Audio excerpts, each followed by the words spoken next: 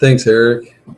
Hey, everybody. I'm Mike. I'm an alcoholic from St. Louis, and really glad to be here to share with you guys tonight. Uh, Thanks for asking me to speak. Thanks, Sarah, for asking me to speak tonight, and thank you to all the people who came to the group so we could have a meeting. Really appreciate it, and welcome. Welcome to Jay, Kathleen, and Ben, and anybody else here who's new or new to online meetings. It still feels new to me, although I've really been doing this for a few years now. And if you're new to AA in general, yeah, please keep coming back. Don't just try this one. Try a bunch of meetings, and yeah, I hope that you find here what I found here, which is an amazing way to live. So,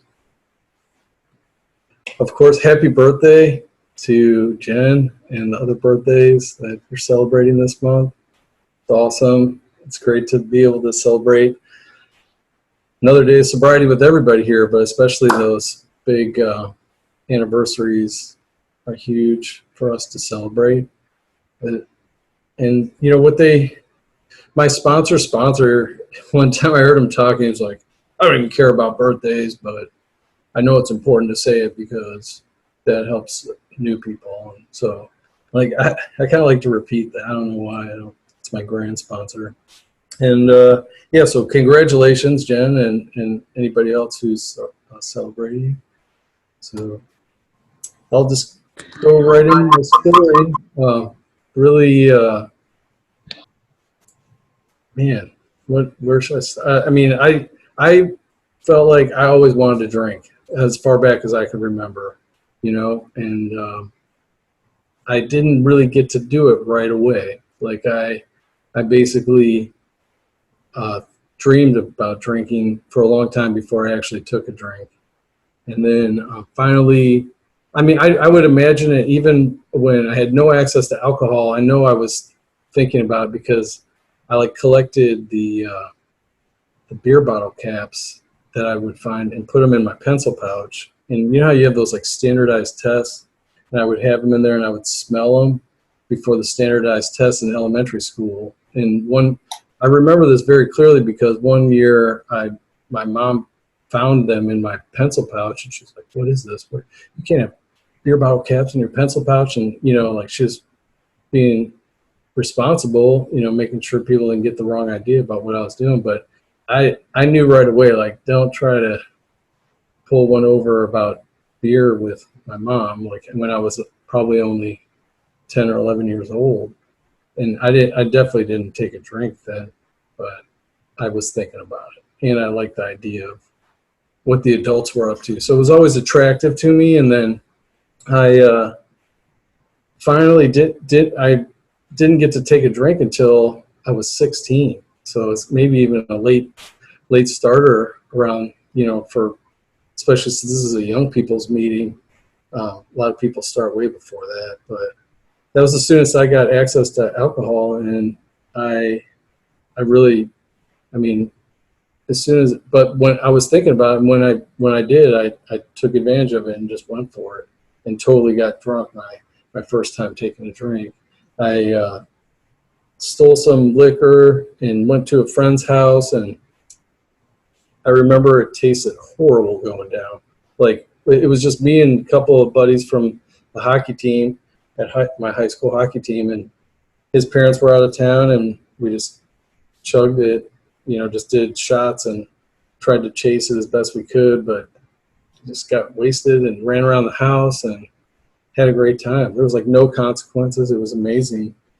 So I pretty much fell in love with drinking right off the bat.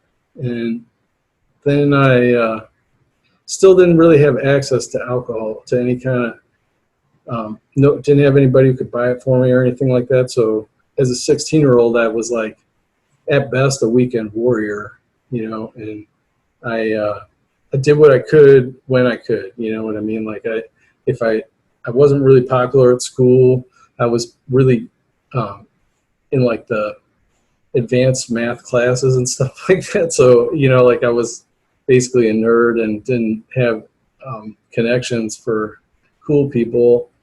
If it did happen, it was like an amazing experience. I remember the hockey team, we got together at somebody's house and somebody got a keg one time, maybe like a year after that first experience. And I was super awkward, but I drank, I loved the idea of getting drunk with all the other guys. And so I know that doesn't really make me an alcoholic, but early in my life, I didn't really have the access to do it every day. So I was like a weekend warrior. And I guess I kind of found that I couldn't stop later on. Like once I went away to school, and I'd had some pretty bad experiences at this point. Like I'd wrecked a car and gotten away with that. I mean, with basically I passed out at the wheel, and that was related to drinking. I think that when I was real young, still before I even went to school. So I'd basically done I'd had some bottoms, like early bottoms, I guess you could call them. And then but I just dismissed that stuff. I was like, oh, that was a bad night. Like I didn't get enough sleep the night before, and it wasn't related to, having a problem with alcohol or anything like that. And I just convinced myself everything was okay. And then when I went away to school, I tried drinking to fit in there, and it kind of felt successful, but I just would like do things that everybody else at school was doing, like beer bongs and drinking on the weekends, like basically getting wasted. And let's see, it all kind of fell apart in my second year of school. Like I guess I should probably just get into my bottom really. Is when I dropped out of school, so I had to come home to my parents and be like, yeah, it wasn't working out there.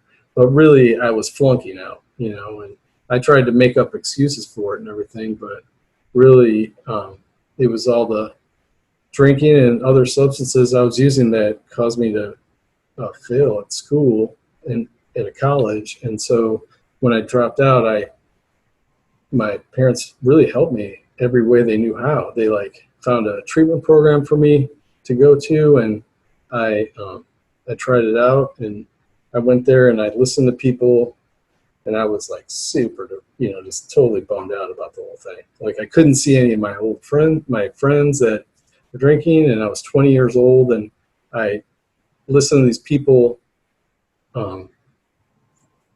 talking, about how they had gone out the weekend before and spent like $10,000 on crack and crashed cars and lost their homes. And I was like, I don't think I have a problem. I think these guys definitely have a problem, but I think I'm okay. And so I just kind of eased my way out of that outpatient. It was like an outpatient type deal. And I just was like, you know what? I think I'll be okay. I won't be drinking. I'm not even 21, so I'm not supposed to be. And so convinced myself that I just made some mistakes. And so that summer was pretty miserable. That was the summer of '96, and I just basically didn't have any friends, didn't really go out, having fun, and worked a couple jobs, and then got ready to go back to school.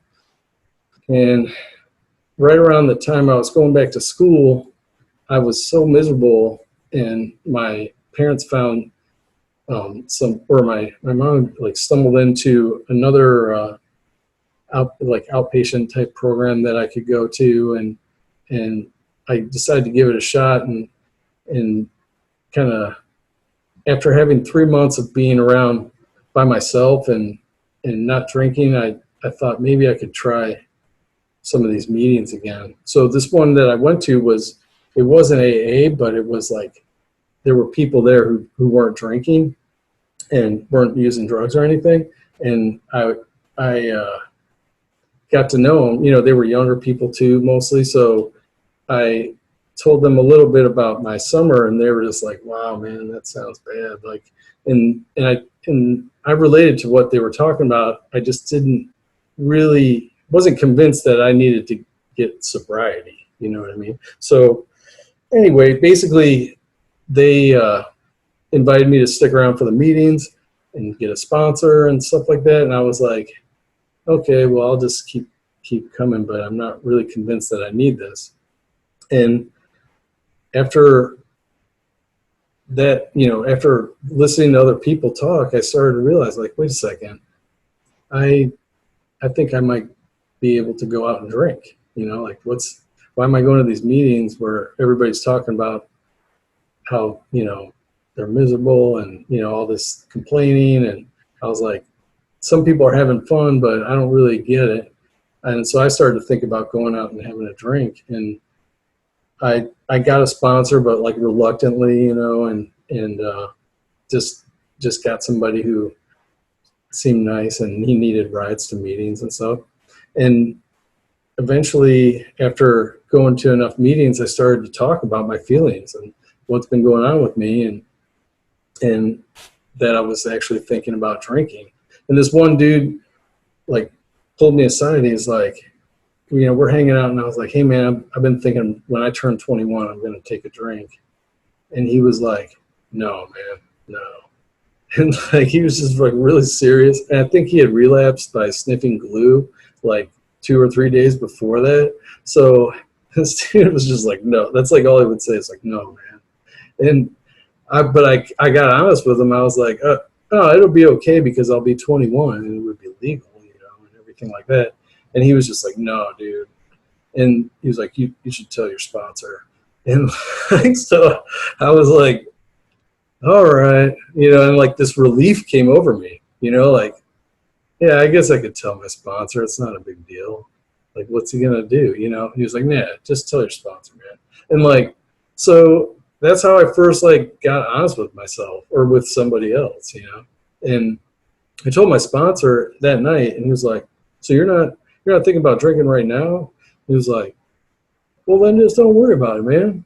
Just worry about it when you turn 21. And like, I was like, oh my God, this is easy, so like, and so then by the time I turned 21, it was like 4 or 5 months away, and everything had changed. You know what I mean? Like, just from getting honest about that, I started to have fun and do the steps like prayer and meditation. I don't know if I'd finished an inventory yet when I turned 21, but I was real close, and like all that stuff started to change. And so I'd been like basically launched into this program, but I really want to just jump ahead to what it's like now, but whatever, I'm going to finish the story. So like, basically I turned 21. I kept working through the steps, and what ended up happening is I even got new sponsors, and by the time, what led to me where I'm at today is like in '99 I got my current sponsor, the one that I've had since 1999, and like we've worked the steps again, and yeah, it was super important. I mean, it was critically important for me to be honest with my sponsor, to work the steps, and to probably not preach it, you guys. Just I'll continue to share my experience as I go along through this program. And so I've been sponsoring guys since back then, and something happened right around the time when I before I got my current sponsor, even, where I had an experience where I was praying one day, and I realized, like, wow, everything in my life has changed since I came to this program. And I know it wasn't just because of me and like the things that I've been doing, because I tried it my own way. That's what I tried during that summer in '96. I tried changing things, and nothing changed. Nothing got better. And like, I knew after I'd been going to meetings that things did change. Things got way better. And that's why I'm still here. I mean, like, that's been a long time ago. And now since then, there's like a few really constant things in that time. But one for sure is that I've been going to meetings. And another one is, doing my step work with my sponsor, going to talking to my higher power, Yeah. I mean, and then the other stuff that's changed is all outside of me. You know, everything inside of me has been like was originally changed, and then I don't know where I'm going with that, but the point is that I've stayed like kept going to meetings, and this format, this online format for meetings, has been critical for the changes that have been taking place since you know, in the last like 4 or 5 years for me, because it's made it so I could still go to a lot of meetings, some face to face, but still go to a lot of meetings and do what I've been doing, my like 12-step type service work. I haven't been sponsoring as many men in the program, but I've been able to help people outside of the program in a different way. And that's been like super rewarding too. So now I feel like I'm totally appreciating you guys instead of like really, I I love the way this program works. I love my life today, and despite the challenges, I still get to have fun once in a while. Um, so I guess before I wrap it up, I do want to comment on like what got me to join the online community of AA is like really it was through my 12-step work with young people's AA meetings, young people's AA groups, and then also conferences. Is I've kind of established connections around the country and around the world, and Facebook and other what do you call it?